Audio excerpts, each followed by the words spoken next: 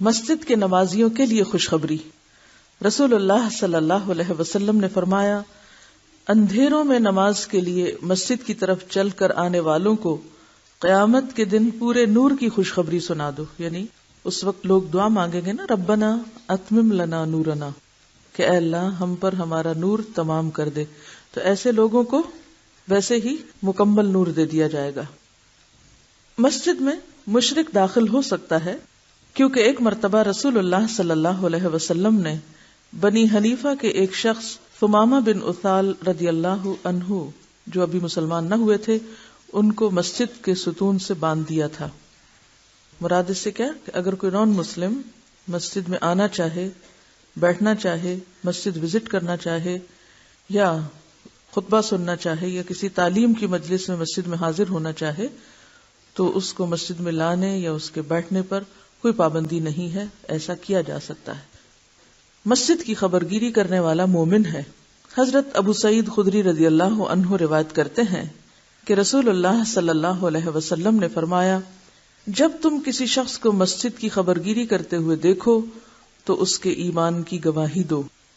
یعنی جب تم دیکھو کہ کوئی شخص مسجد سے محبت رکھتا ہے، اس کی صفائی کا انتظام کرتا ہے، اس کی بہتری اور نمازیوں کے آرام اور نمازیوں کی نماز میں خشوع کے لیے مختلف کام کرتا دکھائی دیتا ہے مددگار کے طور پر، تو ایسا شخص دراصل مومن ہے، اس کے ایمان کی گواہی دو، کیونکہ اللہ کی محبت کے بغیر، ایمان کی مضبوطی کے بغیر انسان کے اندر یہ جذبہ آ نہیں سکتا، اتنی قربانی کوئی کر نہیں سکتا کہ وہ اپنے اوقات کو بلا معاوضہ بغیر کچھ اجرت لیے مسجد کی خدمت میں صرف کرے۔ یہ وہی شخص ہو سکتا ہے جس کو آخرت میں جزا کی توقع ہو۔ اور خبرگیری میں کیا چیزیں شامل ہیں؟ انہیں صاف ستھرا رکھنا، روشنی پانی کا انتظام کرنا، مرمت کا خیال رکھنا کہ اگر کوئی ٹوٹ پھوٹ ہو رہی ہے، کوئی نلکا خراب ہو رہا ہے، کوئی فلش خراب ہو گیا، اس کے مسجد سے ملحق واش رومز وغیرہ کا، یا مسجد کے اندر جو مائک ہے یا لائٹ ہے اس کا صحیح انتظام نہیں، تو یہ ساری چیزیں خبرگیری میں آتی ہیں۔ اور سب سے بڑی خبرگیری کیا ہے؟ کہ مسجد آباد رکھی جائے۔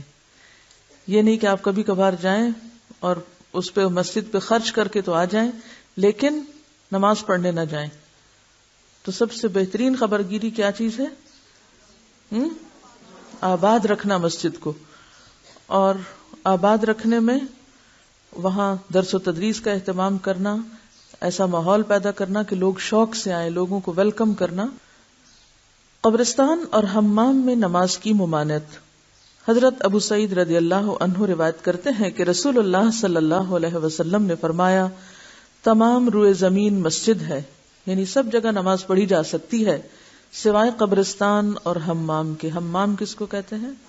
باتھ روم، جہاں نہایا جاتا ہے، چاہے یہ پبلک باتھ روم ہو یا واش روم ہو یا پھر گھر کا ہو، غسل خانہ جس کو آپ کہتے ہیں۔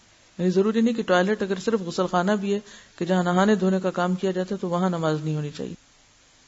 جب نبی کریم صلی اللہ علیہ وسلم قبرستان میں نماز پڑھنا جائز نہیں فرماتے تو قبرستان میں مسجدیں بنانا بھی جائز نہیں۔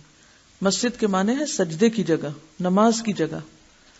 جب قبرستان میں سجدہ اور نماز بنا ہوئی تو نماز اور سجدہ کے لیے قبرستان میں جگہ بنانا بھی منع ہو گئی۔